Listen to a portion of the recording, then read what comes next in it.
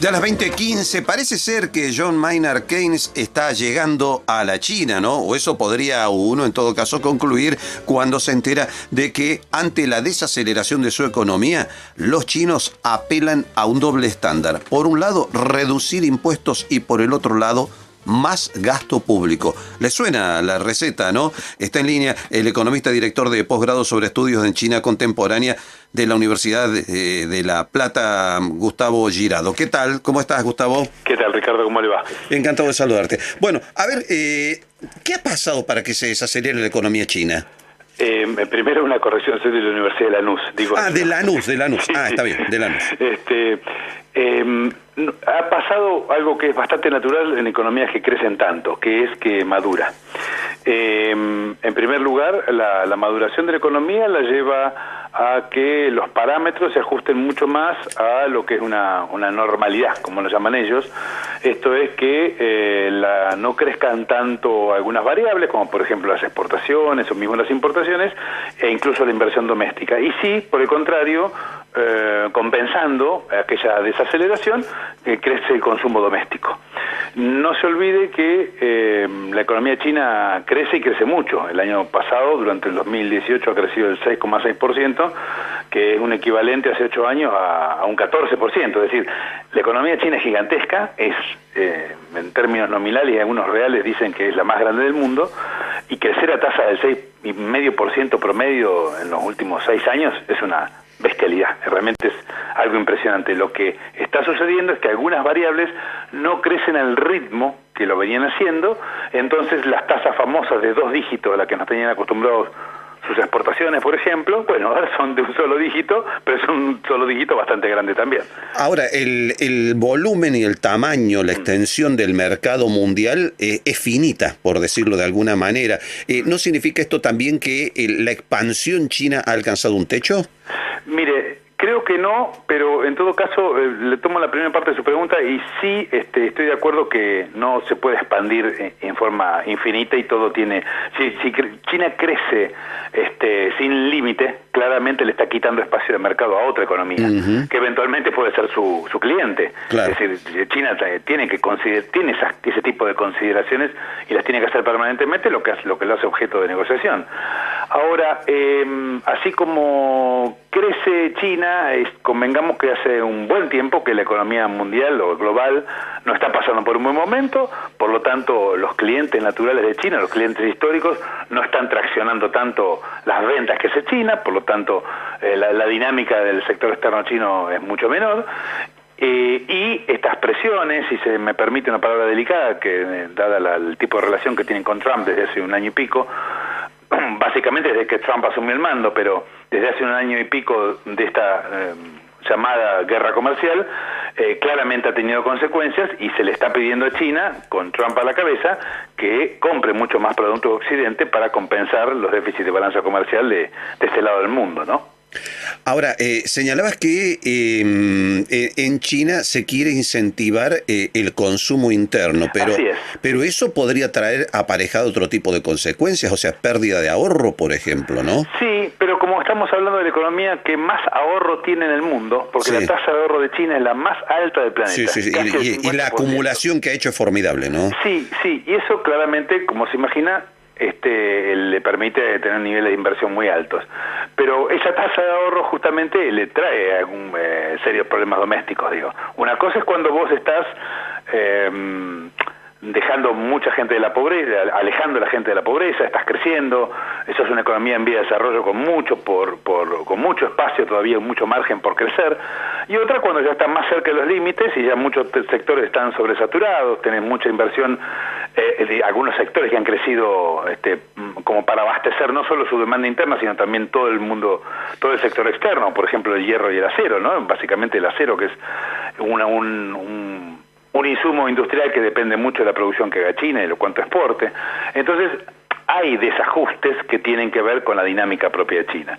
Y como usted dice, el hecho de que China crezca mucho tiene problemas domésticos si es que esa velocidad es muy intensa y por supuesto podría eventualmente, así como dijo usted, traer algún problema de precios internos o traer un problema con el desahorro, pero estamos hablando de la economía que tiene muy bajo nivel de inflación y tiene un nivel de ahorro altísimo. Por lo tanto, es como decimos aquí, tienen mucho margen todavía.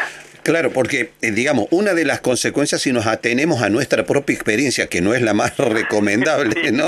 Sería si un crecimiento del consumo interno podría traer aparejado inflación, ¿no? Sí, pero justamente ellos tienen, la sociedad no está acostumbrada a consumir, por supuesto, esto lo estoy generalizando y no es tan correcto, ¿no? Hay mucha gente muy occidentalizada, con altísimo nivel de vida en la costa este y en el sureste del país, y tienen altísimo nivel de ingreso. Pero básicamente unos 800 millones de personas todavía son de clase media baja, que tienen mucho por ganar, digamos, no están incorporados al mercado de consumo. Esa gente no tiene naturalmente el acceso que tendríamos nosotros por aquí en nuestras ciudades, en nuestros grandes tejidos urbanos, porque no son una sociedad que haga de su excedente, del excedente familiar, un destino de consumo, sino que se ahorra para que los hijos y los nietos tengan un futuro en la universidad. Claro. Que es lo que pretenden a nivel colectivo, digamos, que el progreso sea homogéneo y que por supuesto cada generación esté mejor que la anterior, ¿no es cierto? Ahora, a nosotros además que tenemos la estructura impositiva más brutal, una de las más tremendas del mundo, nos llama también poderosamente la atención eso de que China podría bajar impuestos. ¿Cómo es el tema impositivo en China? Bueno, en la última decisión de hace unas 72 horas aproximadamente del Congreso del partido, lo que han decidido es que una serie de sectores, el IVA, lo que nosotros conocemos acá como impuesto al valor agregado, allí baje del 16 al 13%, y el 16 es el nivel más alto que tienen, y en muchos otros sectores menos competitivos que baje del 10 al 9%. Básicamente lo hacen por dos motivos. Lo están decidiendo en sectores en los cuales no corren riesgo, digamos, la producción doméstica, y en otros para alentar el consumo de productos importados.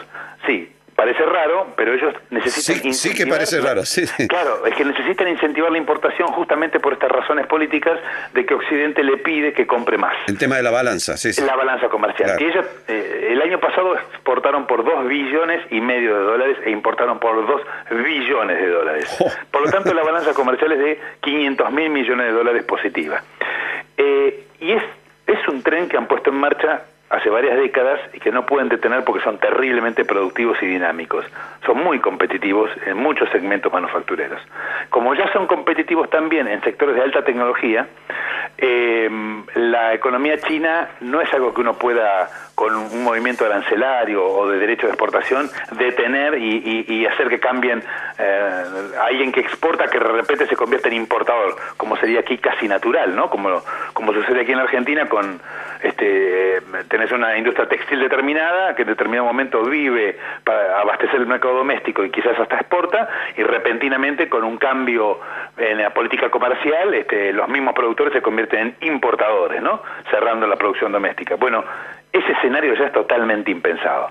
Ese escenario es algo que no... Es muy difícil pensar los efectos de la política comercial de nuestra experiencia, digamos, para hacerla trasladable a lo que podría ser en un régimen de casi partido único que hay allí en China, ¿no? Bueno, pero otra cosa que vos decías seguramente le haría correr un frío por la columna a muchos economistas de por acá, ¿no? Sí. Porque cuando se anuncia una cosa como esta, no lo hace el ministro de Economía, sino el Congreso del partido, ¿no?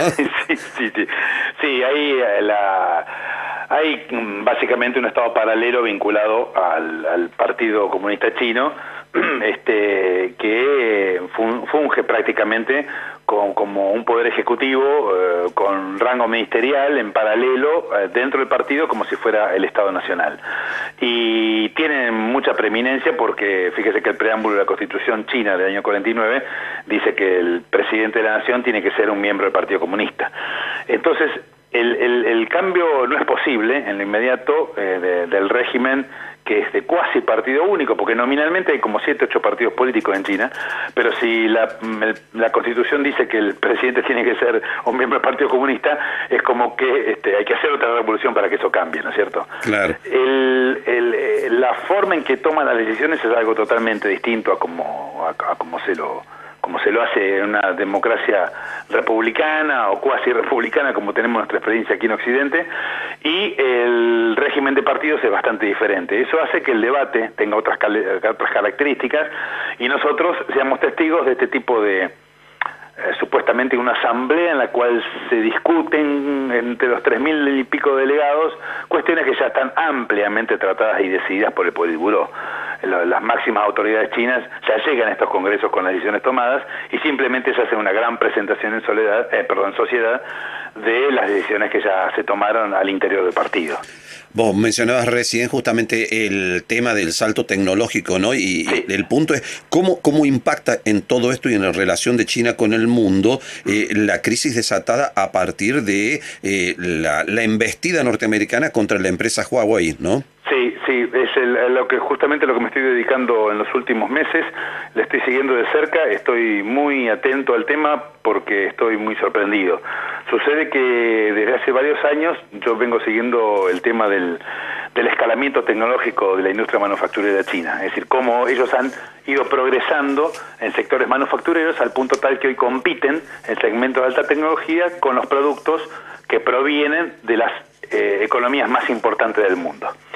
Y ese escalamiento ahora ha hecho que por primera vez en la historia los Estados Unidos se vean desafiados, ¿no?, en ciertos segmentos por empresas que provienen de un país en vías de desarrollo.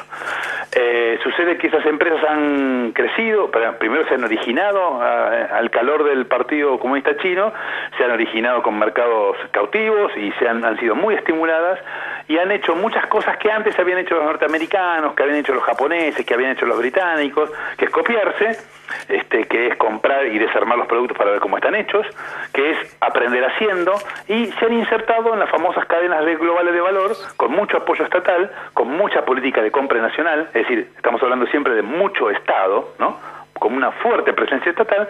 Han construido emblemas sobre los cuales alinean prácticamente toda la producción local. Esos emblemas son empresas como Huawei, que usted conoce, Lenovo, Tencent, Foxconn, y son grandes, pero tremendas empresas globales que hoy compiten con las tecnológicas norteamericanas del Silicon Valley, con las más importantes empresas europeas. En ese terreno, China viene ganando espacio desde hace 20 años. Y hoy por hoy está a la cabeza en algunos pocos segmentos. Sigue siendo una economía dependiente, siguen siendo pequeños y la distancia tecnológica entre Estados Unidos y China es larga, es amplia. Pero el gap, es decir, la diferencia entre el desarrollo de un sector de alta tecnología en Estados Unidos y un sector de alta tecnología en China se reduce aceleradamente año tras año. Sobre esa disputa de la hegemonía es donde están debatiéndose esta problemática tremenda entre Huawei y el gobierno norteamericano. Porque lo que están discutiendo es en qué idioma van a hablar los sistemas de defensa en el futuro, cómo se van a comunicar los satélites. Todos los esquemas, eso vinculado con el 5G, ¿no?, con la quinta generación de las comunicaciones, que está al porvenir, digamos. A nosotros nos va a faltar bastante, pero ya es una realidad en Europa y en algunas partes de Asia, y los chinos en esto picaron en punta. Eso va a implicar que una gran cantidad de los esquemas de comunicación a nivel global vayan a ser diseñados y preparados estructuralmente por el conocimiento chino. Impensable en términos de defensa desde Occidente, sí, ¿no? Básicamente defensa, que es lo que más le preocuparía a Estados Unidos, pero claramente si uno estatuye un determinado tipo de estructura tecnológica en un segmento, por ejemplo, por decir algo, nuevos materiales o tecnología satelital, si uno pica en punta, uno establece cuáles son los estándares. Y al establecerse los estándares, es decir, el lenguaje en cómo se comunican todos los productos que hacen a esa estructura manufacturada, hace que todos corran por detrás de uno, hace que todos tengan que tener ese soporte para poder desplegarse. Si el 5G, esas pequeñas antenitas que vamos a ver casi sembradas por todo el planeta en muy pocos años, van a brindar una posibilidad de comunicarse 100 veces más rápido que el 4G actual, y que va a permitir la conducción de vehículos automotores sin ningún tipo de personal, digamos, es algo que es muy difícil de pensar con la realidad tecnológica que tenemos en Argentina. Si esto va a ser así, el famoso Internet de las cosas, este evento que va a permitir que los productos se comuniquen entre sí y que la inteligencia artificial sea lo que esté por detrás, si los chinos están adelante de esto, bueno, el terreno que pierde Estados Unidos es sencillamente impresionante, dejando el Silicon Valley por detrás de las universidades chinas. Esa dependencia, como que la dependencia cambia de vereda, ¿no es cierto? Y este es el principal problema que está por detrás de la política de Trump versus la República Popular China. No es tanto las garras de pollo, ni el biocombustible, ni los porotos de soja, que son la parte visible de la discusión en los diarios. Son cosas mucho más profundas que tienen que ver con el diseño del futuro. Gustavo Girado, un gusto haberte escuchado y gracias por habernos ilustrado sobre el tema. Un abrazo. No, muchas gracias a ustedes, Ricardo, y hasta pronto.